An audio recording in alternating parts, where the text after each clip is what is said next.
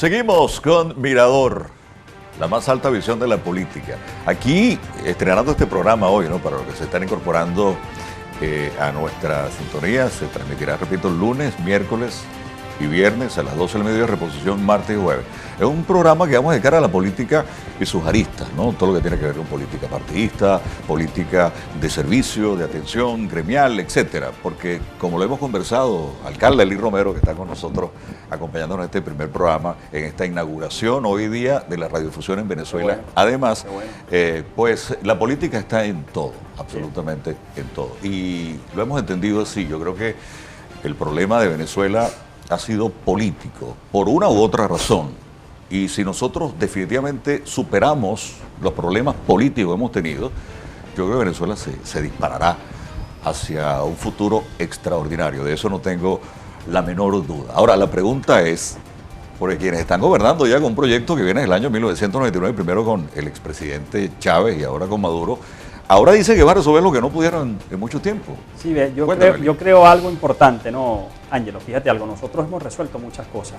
Cuando había bonanza, aquí hay que recordar que en la bonanza del presidente Chávez había casas bien equipadas, se han entregado más de 5 millones de viviendas, tú ibas a hacer mercado Punta Uruguaya, Punta Argentina, los CLAP funcionaban a la perfección, todo era importado. Cuando había recursos, evidentemente todo es una maravilla y todo el mundo está contento. ¿Cuántos cherries no le dieron a las familias venezolanas? ¿Cuántas neveras? ¿Cuántas cocinas? Cuando tú te pones a ver, en ninguna parte del mundo, ni siquiera en países cercanos que tú dices, Colombia, ha entregado tantas casas, tantos bienes a las familias de esos países. Eso se ha hecho aquí en Revolución. ¿Cuántas canaimas nos entregaron? ¿Cuántas tabletas nos entregaron?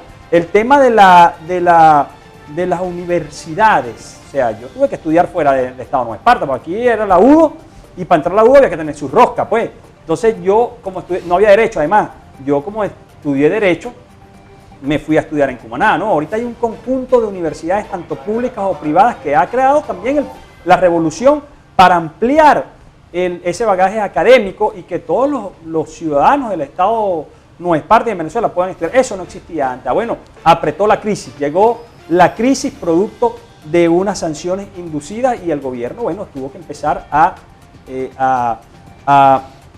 puntualizar cuáles eran las cosas más importantes en las que se iban a invertir los recursos. Y una de ellas que priorizó fue el tema de la alimentación, siguió con el tema de la alimentación, siguió con la entrega de vivienda. Entonces, eso es un tema que habría que analizar, ¿no? ¿Por qué antes se hacía y ahora no? Porque yo pudiera decir, ¿cuántos niños y niñas no se operaron, y jóvenes y adultos en el hospital JM de Los Ríos, de operaciones, temas del cáncer, medicinas de alto costo?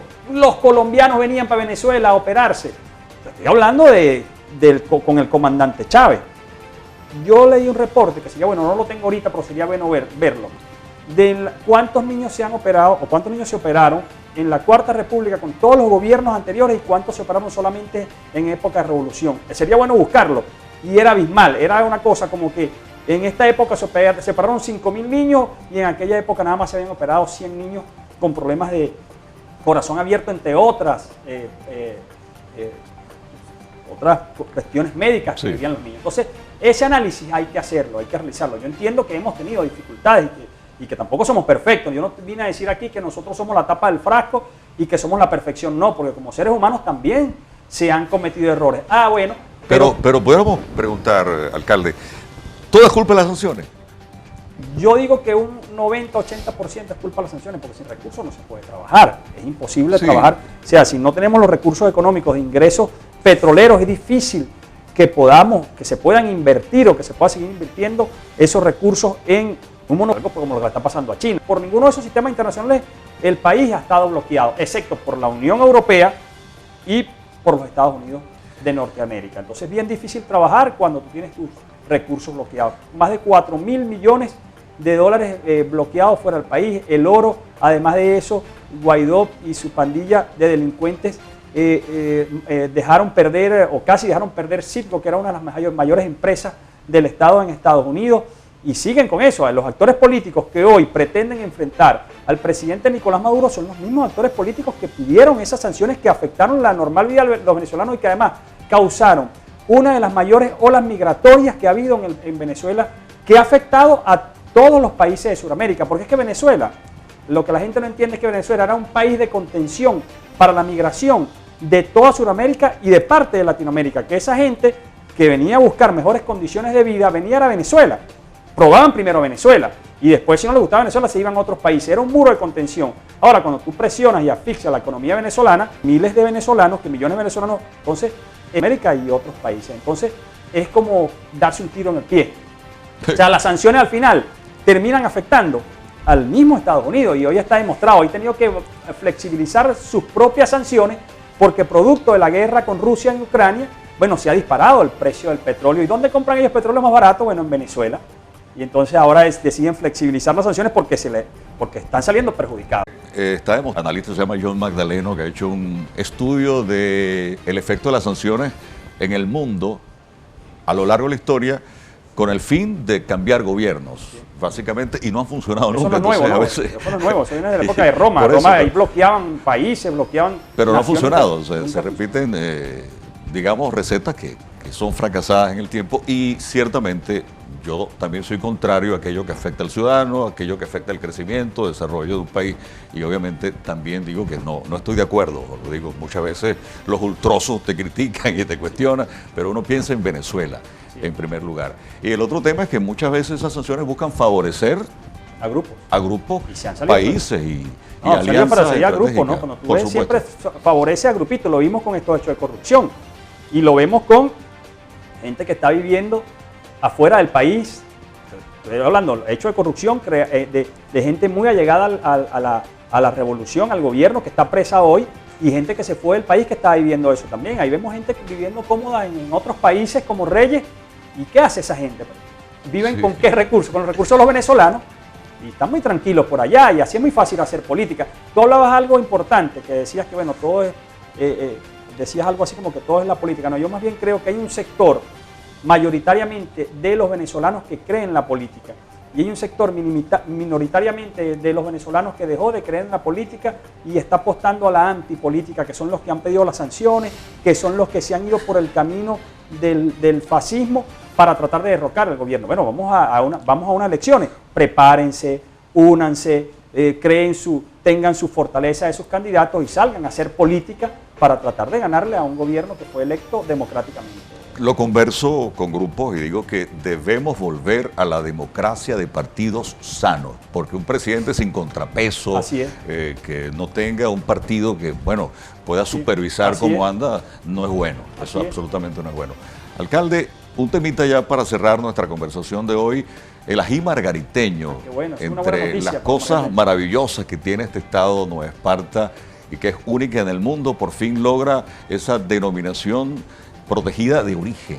Una indicación protegida de origen, ¿no? Buenísimo para los margariteños, buenísimo para el productor, buenísimo para el consumidor y porque se logró después de una lucha de los agricultores, del sector privado, de los ingenieros agrónomos, pudiéramos decir nosotros, la Cámara Gastronómica, se ha logrado que a las ají margariteños se le dé la indicación geográfica protegida. ¿Qué nosotros logramos con esto en principio? Bueno, proteger a ese fruto que estaba, pudiéramos decir nosotros, si no poníamos orden, podía desaparecer la genética del ají margariteño y que hoy, bueno, ya tiene su partida de nacimiento y que el Estado venezolano está obligado además a cuidarlo, que no desaparezca, a fortalecer con recursos de que se masifique su siembra y esto va a beneficiar directamente al agricultor también. ¿Por qué? Porque la estructura de costo del ají margariteño se mantiene o se debe mantener durante todo el año, debe hacerse un acompañamiento, pero además sube la demanda del ají margariteño. Yo tenía una amiga que exportaba ya ají margariteño. ¿Y sabes cómo lo exportaba antes de esto? Como fantasía de ají margariteño. Claro, porque cuando llegaba a otro país le decía, ¿dónde está tu registro en el SAPI? Esto no tiene, claro. No lo ha dado.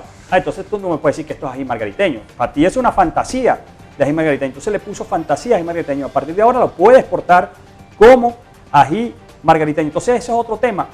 Protege al consumidor, porque tú también vas al mercado de coche y tú ves ahí ají margariteño. Y cuando tú pelas al ají margariteño, es todo menos margariteño. ¿Y por qué esa persona lo vende como margariteño? Porque sabe que lo puede vender un poco más caro de su precio habitual. Entonces protege al consumidor porque ahora va a tener una certificación de que lo que se venda fuera del Estado o en los alaqueles en el Estado va a tener un certificado de aprobación que es ají margariteño, porque va a haber evaluaciones que van a hacer un comité organizador, pudiéramos decir nosotros, para ir a visitar a cada uno de los agricultores que siembra ají margariteño y va a certificar si tu siembra cumple con los estándares del ají margariteño. Y eso después va a los distintos anaqueles de los distintos supermercados o bodeguitas, como lo quieras llamar, con un certificado de origen de la ají margariteño. Como el café colombiano, más o menos. Como el café. Y entonces beneficia a todo el mundo, al pequeño, grande productor o el y al ron emprendedor. venezolano, que también tiene pues, una muy buena posición en el mundo. El ron ahorita también acaba de recibir varias cosas. Igual el cacao, de Chuao y otros cafés. Entonces, para los margariteños, de verdad que es de verdad una muy buena noticia. Además, el ají margariteño es nuestro embajador gastronómico, lo decía nosotros. Va a traer prosperidad a la isla el hecho de que se haya nombrado la indicación geográfica protegida del ají margariteño, y ahorita estamos comenzando, vamos a hacer la solicitud también para el tomate margariteño, para que se empiecen a hacer todos esos pequeños estudios.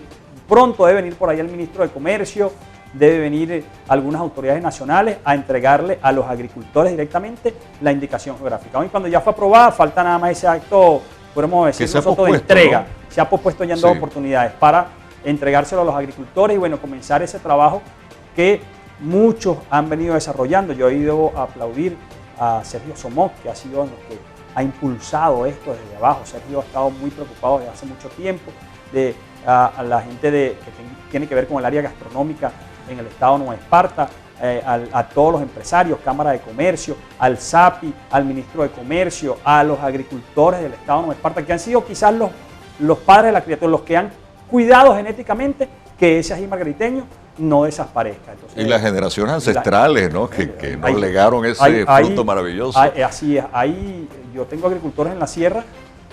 Yo hablaba con ellos que los hijos hoy están estudiando gracias a la siembra, la ají margariteño en universidades, pero ellos se graduaron también gracias a que sus padres lo hicieron y así han venido generación en generación cuidando que genéticamente no desaparezca el ají margariteño. Alcalde, gracias por acompañarnos en este programa inicial de Mirador, que esperamos se mantenga por mucho tiempo y tener allí mucho éxito a diferentes, amén, figuras de nuestra región y de Venezuela en el mundo de la política. A través suyo, un abrazo para la próspera ciudad de la Asunción y para todo el municipio de Arismendi.